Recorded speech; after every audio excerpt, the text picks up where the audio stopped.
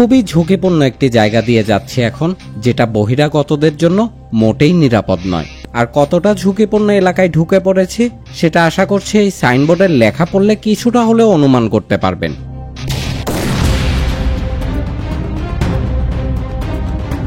হ্যাঁ, আমরা ইতিমধ্যে বাংলাদেশের সীমারেখা পার করে ফেলেছি, আর এমনটা এবারে করেছি শুধুমাত্র আপনাদেরকে কিছু হিডেন বিউটি দেখানোর জন্য।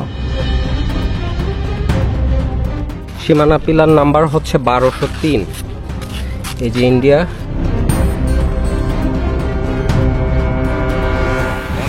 বর্তমানে আমরা ইন্ডিয়ার মধ্যে, হ্যাঁ ইন্ডিয়ার মধ্যে আছি। এই এলাকার মানুষেরা ভারতেও যাওয়া আসা করে, লাগে না কোনো পাসপোর্ট বা ভিসা। ইন্টারেস্টিং অনেক কিছু এবারে আপনাদের মাঝে তুলে ধরতে চলেছি, তাই অনুরোধ থাকবে সম্পূর্ণ ভ্রমণ গল্প জুড়ে আমার সাথেই থাকুন।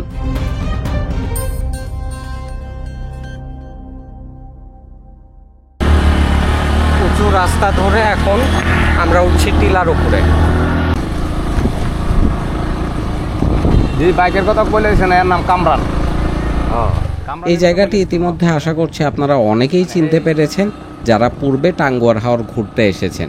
হ্যাঁ, আমরা এখন উঠে পড়েছি বারেক্কা টিলার উপরে। আমরা এখন একদম সীমানায় চলে আসছি। যে এখানে পিছনে সাইনবোর্ড দেয়া আছে, এই যে বাংলাদেশের শেষ সীমা। কি এরপরে আর আপনারা যান না? আমরা যাওয়া যাবে না, আপনারা যাইতে পারবেন। আপনারা গেলে কি সমস্যা? কি এই বাইকগুলো যদি একটা বাইক নিয়ে যায় তো সবগুলো বাইক যাবে এগে দেখতে, এই ঝামেলা। যেমন আপনারা এখানে বিজিবির সমস্যা আছে, মানে সীমান্ত প্লেয়ারের কাছে গেলে বিজিবির সমস্যা করে, আর ইন্ডিয়ার বর্ডার গার্ড বেশ সমস্যা করে। তার মানে এখান থেকে এই যে আন্তর্জাতিক সীমারেখার সাইনবোর্ডটা দেখতে পাচ্ছেন, এরপরে আর গাড়ি যাবে না। এই যে এখানে পাথর দিয়ে একটা দাগ দেয়া আছে, এরপরে বাকিটা আমরা হেঁটে যেতে পারবো। এই যে এখন আমরা হাঁটছি, এটা হচ্ছে নো ম্যানস ল্যান্ড এরিয়া। এই ঘোড়ার নাম কি? রকেট লাল। ওরে সর্বনাশ, রকেট লাল। আমাদের সামনে খুব সুন্দর একটা ভিউ অপেক্ষা করছে। একটু আগে দেখলাম যে এখানে গুড়ি গুড়ি বৃষ্টি হচ্ছে। এই যে সামনে রেড ফ্ল্যাগ দেখতে পাচ্ছেন, এখানেই হচ্ছে, এটা হচ্ছে নো ম্যানস ল্যান্ড এরিয়া। এই যে সীমানা পিলার, এই পাশেরটা হচ্ছে বাংলাদেশ। সীমানা পিলার নাম্বার হচ্ছে 1203, আর এই পাশে হচ্ছে ভারত। এই যে ইন্ডিয়া। তো এরপরের থেকে এই যে মেঘালয়ের পাহাড়ের এরকম ভিউ দেখা যাবে, খুবই চমৎকার। ওই পাশটা যাওয়া যাবে না।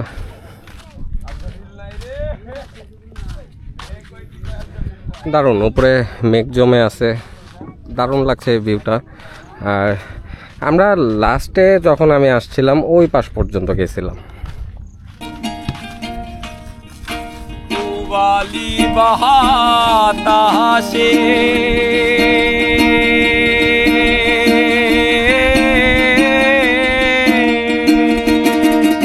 আরে বালি বাহাতাসে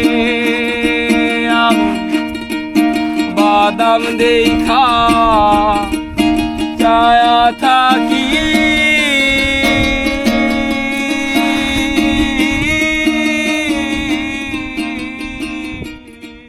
আসলে এমন একটা জায়গাতে আছে, এখান থেকেই ভাগ হয়ে গেছে দুইটি দেশ, বাংলাদেশ আর ভারত। এই পাশটায় মেঘালয়ের পাহাড় দেখা যাচ্ছে, খুবই সুন্দর একটা জায়গা, বারেক্কা টিলা। আব্দুল বারেকের নামে এই টিলার নামকরণ করা, বারেক্কা টিলা। নাম কি?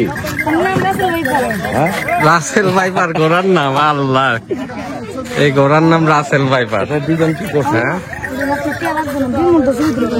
এই গায়ে ডিজাইন করছো কেমনে? হ্যাঁ, মেশিন আছে। এটা কি পোড়ায়া? তাহলে তাহলে তো উঠে যাইবো আবার। তো দেখেন ঘোড়াকে কত সুন্দর করে সাজায় নিয়ে আসছে টুরিস্টদেরকে আকর্ষণ করার জন্য। এই চুলকে আসল না নকল? আসল। সামনে আপনারা দেখতে পাচ্ছেন এটা বিজিবি ক্যাম্প। ওই পাশ দিয়ে কাঁটাতার চলে গেছে, ভারতের যে লাইট সেটাও দেখা যাচ্ছে। সামনেই লাইট, কাঁটাতার সবকিছু আছে। আর আমরা ঠিক এমন একটা জায়গাতে এখন দাঁড়ায় আছি। আমাদের দেশে দাঁড়িয়েও দেখেন কত সুন্দর দৃশ্য কিন্তু দেখা যাচ্ছে। ইনফ্যাক্ট মেঘালয়ের কিছু কিছু ঝর্ণা এখন বর্ষার সময় ভিজিবল হয়ে যায়, যেটা এখান থেকে দেখা যায়। সামনে যে নদীটা দেখতে পাচ্ছেন এটাই হচ্ছে জাদুকাটা নদী। এই নদীর মাঝেও কিন্তু দেশ ভাগ হয়ে গেছে। ওই সামনে যে রেড ফ্ল্যাগ দেখতে পাচ্ছেন, ওই রেড ফ্ল্যাগের পরের থেকেই no man's land area. Meghalaya পাহাড়ের ঝর্ণা থেকে ভেসে আসে যে পাথরগুলো, সেই পাথর এইখানে জাল দিয়ে ছেঁকা হয়। এই কাজ করে পাথর ছেঁকে এখানকার অনেক মানুষ জীবিকা নির্বাহ করছে।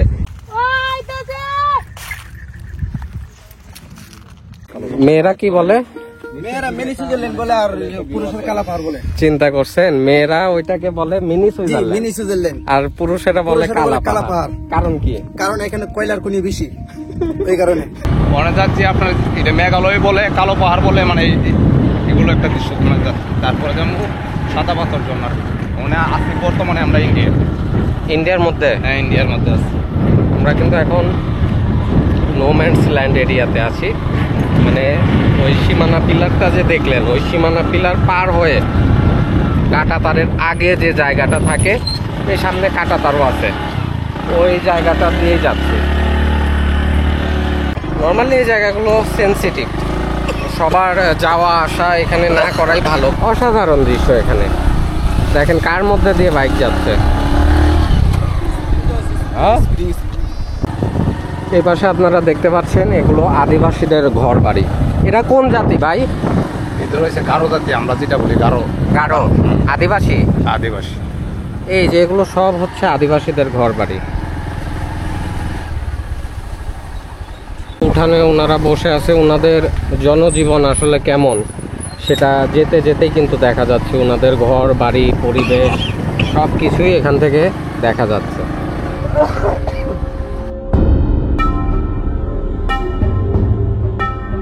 এখানকার আদিবাসীরা বহিরাগত বা অপরিচিত মানুষদের বাড়িতে সাধারণত ঢুকতে দেয় না, তবে আমাদের একজন পরিচিত থাকায় সে সবকিছু ব্যবস্থা করে দিল।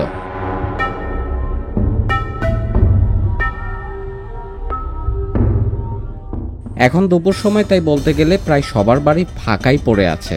বাচ্চারা উঠোনে খেলাধুলা করছে, আর বড়রা বেশিরভাগই এই সময় ভারতে আছে। ভারতে তারা কেন যায় বা কি কাজে যায় সেসব এই ভিডিওতে উল্লেখ করছি না। তবে এখানকার আদিবাসীদের কাছে বাংলাদেশের ভোটার আইডি এবং ভারতের আধার কার্ড দুটোই আছে। বাংলাদেশে এমন বেশ কিছু জায়গাতে আদিবাসীরা এপার ওপার পাসপোর্ট ভিসা ছাড়াই যাওয়া আসা করতে পারে, যেটা আগের কয়েকটি ভিডিওতে আপনাদের দেখিয়েছি। এটাও ঠিক তেমনই। এর আর কি চলাচল অনেকটাই আমরাতে আর ভালো চলাচল। আর উঠান বাড়িঘর দেখেও বেশ পরিষ্কার পরিচ্ছন্ন মনে হচ্ছে। মানে বাড়ির মধ্যে মানুষ নাই, ইন্ডিয়া গেছে মনে কিছু কিছু আনবো। এরা তো যে সে সময় জন্ম চাই ইন্ডিয়া চলে যেতে পারে। এরা যাইতে পারে, এরা কিন্তু আধার কার্ডও আছে এদের। হ্যাঁ, কার্ড আছে।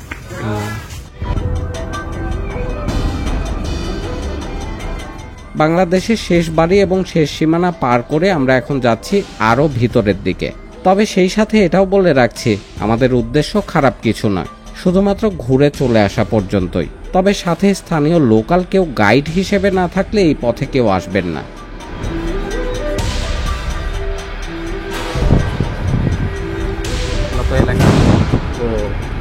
এটা কি জায়গা? কালা পাহাড়। কালা পাহাড়। পাহাড় কোনটা? বৈশা থাকেন। আমাদের আরো বাইক আছে না, তার আর কিছু নাই। মানে সেদিকের রাস্তাটা আরো খারাপ, কথা বুঝছেন? সেদিকের রাস্তাটা আরো খারাপ, এই কারণে আপনার এদিক যান। নিচে গেলে রাস্তা একবারে পিছটা, মানে এটা কালো পাহাড়। হ্যাঁ, কালো পাহাড়। আর যে মানে মাইয়া গুলো আইনে ফালাইছে, এটা মিনি সুইজারল্যান্ড, মানে কাঠফুলের একটা ভিউ আসে এই জায়গার মধ্যে। সামনের এই পাহাড়টিতে কোনো এক সময় আগুন লেগে পুরো পাহাড়টি পুড়ে কয়লার মতো কালো হয়ে গিয়েছিল। সেই থেকে এটার নামকরণ করা হয় কালা পাহাড়। তবে মেয়েরা নাকি এটাকে বলে মিনি সুইজারল্যান্ড। আর মিনি সুইজারল্যান্ড বলবে নাই বা কেন? কত সুন্দর ল্যান্ডস্কেপ এখান থেকে, চারপাশে সবুজের সমারোহ। সত্যি এখানে এসে ভালো না লেগে উপায় নেই।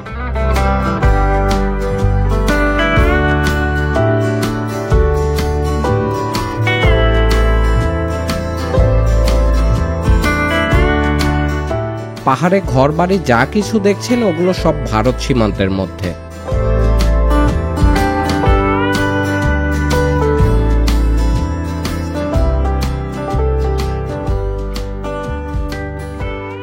আমরার বয়স অতটুক থেকে শুনতাছি বারেক টিলা ওলে বারেক টিলা যে লোক আসেন এই লোক আপনি আল্লাহ আসেন বারেক নামে কি আসলেই কোনো লোক ছিল? হ্যাঁ লোক আসেন, যে লোক আসেন এই লোকই আসেন বারেক টিলা, মানে এই লোকের নামই ফালাই নিয়েছে বারেক টিলা। ওই লোক কি এখনো জীবিত? না, জীবিত না। উনি কি করেছেন যে ওনার নামে নামটা রাখা হয়েছে? ওনার নামে বলতে এই বারেক টিলার মধ্যে এই বসত মানে করছে বলতে জঙ্গল আছেন, অনেকটা জঙ্গল আছেন, মানুষে বইয়ের কারণে বারেক টিলা আসতো না।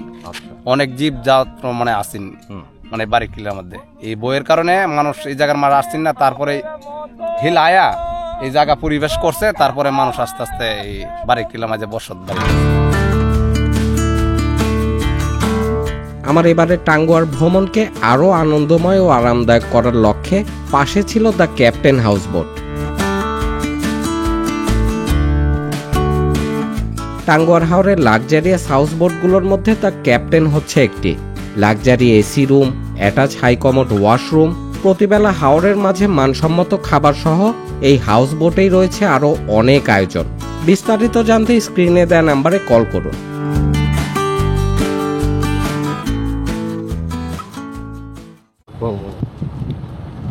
খুবই নিচু একটা রাস্তা দিয়ে যাচ্ছে এখন,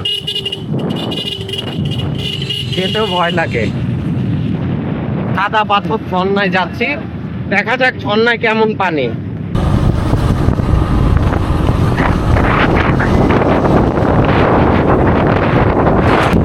এই যে এই পাশটা আরো আদিবাসীদের ঘর বাড়ি আছে।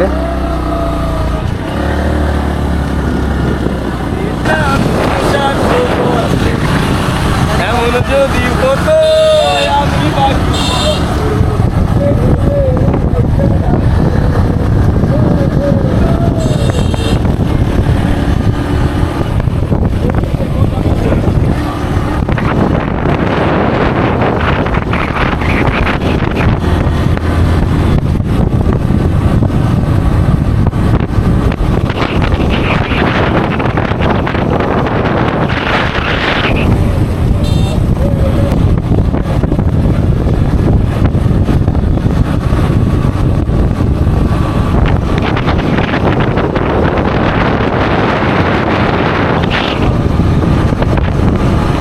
তার পাশে এখন সবুজ ফসলের মাঠ, মাঝখান দিয়ে এই রাস্তাটা চলে গেছে। ভাবলাম এখানে একটু দাঁড়ানো যাক। ভাই এটা এখন আমরা কোথায় আছি একটু বলেন তো? এখন আছে বলতে কি কালো পাহাড়ের সামনে একটা আছে করইগোড়া, যেটা বলে করইগোড়া, মানে ইন্ডিয়ার পাশ থেকে এনো আপনার ভালো ভালো নাটক হইছে এই জায়গার পাশে। হ্যাঁ এই পাশে নাটক হইছে। এই জায়গাটার নাম কি বললেন?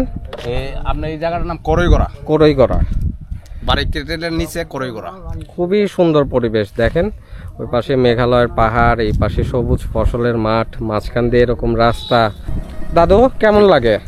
আলহামদুলিল্লাহ খুবই ভালো লাগে, আমার প্রকৃতির মাঝে আছি আর অনেক মানুষের মাঝে আছি, ভালো লাগে। টাঙ্গুয়ার হাওর সুনামগঞ্জ মানে এলাকাটা খুবই অমায়িক সুন্দর, সবুজে ঘেরা বিস্তৃত। আপনাদের এইখানকার পাহাড়, চারিদিকে হাওর, বিশাল হাওর, ভালো লাগবে, সবাই আসবেন, ভালো লাগবে। বাতাস হচ্ছে। এখানে এসে সবার মনোভাব কি জানেন? কে? এখানে আসার পরে সবার মনোভাব একটাই, কে?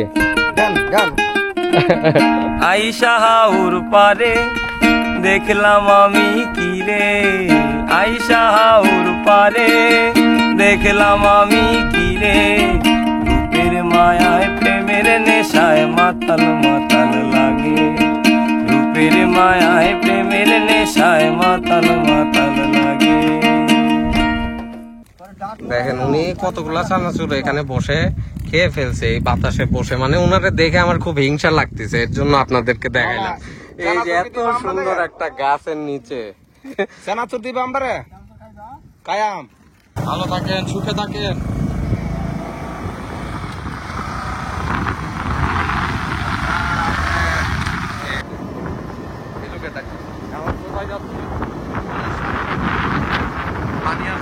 পানি আছে সাদা পাতা।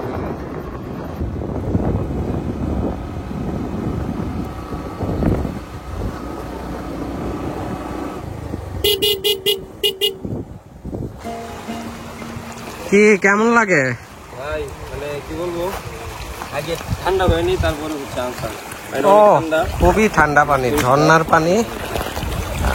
পরিষ্কার কত। টাঙ্গুয়ার হাওরে আসলে আমার এতবার আসা হয়েছে, বাট বারিক্কা টিলার ভিতর দিয়েও যে এতটা পথ আসা যায় এটা আমি জানতাম না। এই ফার্স্ট আসলাম এবং ভিতরে অনেক কিছু দেখারও আছে। তো এখন আমাদের ড্রাইভার আমাদেরকে বলে নিয়ে আসছে যে সাদা পাথর ঝর্ণা দেখাবে। তো আমি সাধারণভাবে এটা ভেবে নিয়েছি যে হয়তো সামনে কোনো ঝর্ণাই দেখতে পারবো, বাট এটা অ্যাকচুয়ালি কোনো ঝর্ণা না, এটা ঝিরি। আর সাদা পাথর ঝর্ণা যেটা বললো ওই পাশে আছে, ওই পাশে দেখাও যায় না কিছু। ইনফ্যাক্ট ওই পাশে কিন্তু ইন্ডিয়াও পড়ে গেছে, সামনে কাটাতার দিয়ে আছে, বিএসএফ ক্যাম্প আছে এই পাশে। তো এই হচ্ছে এখানকার ব্যাপার। আর ওই ঝর্ণা থেকেই নেমে আসছে এই ঝিরিটা। এই যে ঝর্ণার পানি খুবই ঠান্ডা, পা ভিজে আছে এখন। এই ঝর্ণার পানিটা খুব সম্ভবত গিয়ে আবার লাকমাছড়াতে মিলিত হয়েছে। আরে ভাবের দেশে, ভাবের দেশে, ভাবের দেশে থাকো কন্যা গো কন্যা, ভাবের দেশে বাড়ি, ভাবের দেশে থাকো কন্যা গো